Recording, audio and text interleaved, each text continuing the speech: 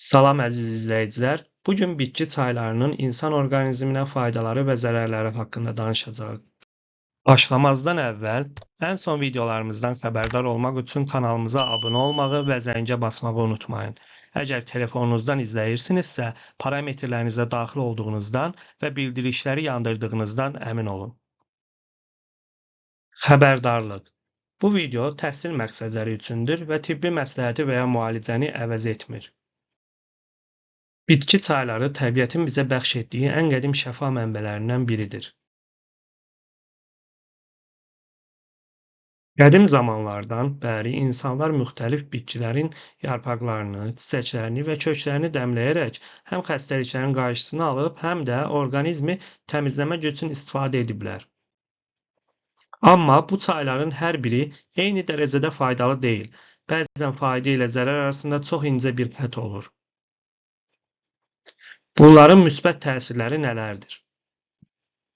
1. Bitki çayları orqanizmdə toplanan toksinlərin atılmasına kömək edir. 2.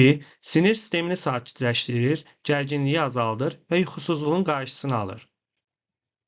3. Yaşıl çay, zəncəfil, nanə, darçın kimi çaylar maddələr mübadiləsini sürətləndirərək artıq çəkidən azad olmağa kömək edir. 4. Qara zirə, yemişan, çoban yastığı, limonotu kimi çaylar immun sistemini gücləndirir və iltihabın qarşısını alır. 5. Təbii antioksidantlarla zəngin olduqları üçün dərinin cavan qalmasına, hüceyrələrin yenilənməsinə yardım edir. Bəs bunların mənfi təsirləri nələrdir? 1. Bitki çaylarının həddindən artıq qəbulu orqanizmdə elektrolit balansını poza bilər.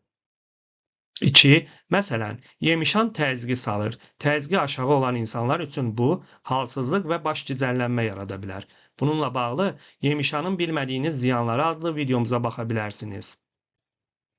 3. Zəncəfil çayı mədəsi həssas olan insanlarda yanma və ağrıya səbəb ola bilər. 4. Yaşıl çay çox içildikdə dəmir çatışmazlığı və yuxusuzluq yarada bilər. 5. İtburnu uzun müddət içildikdə böyrəklərdə daş əmələ gəlməsini sürətləndirə bilər. 6. Hamilə qadınlar üçün bəzi bitkilər, məsələn, ada çayı və raziana təhlükəli ola bilər.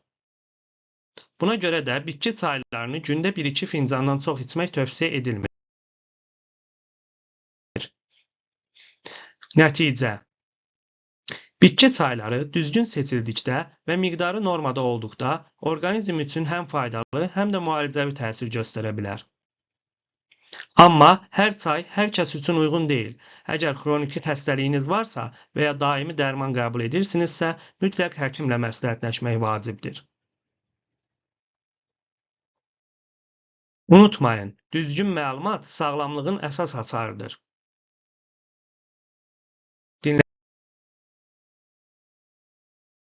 Dinlədiyiniz üçün təşəkkürlər.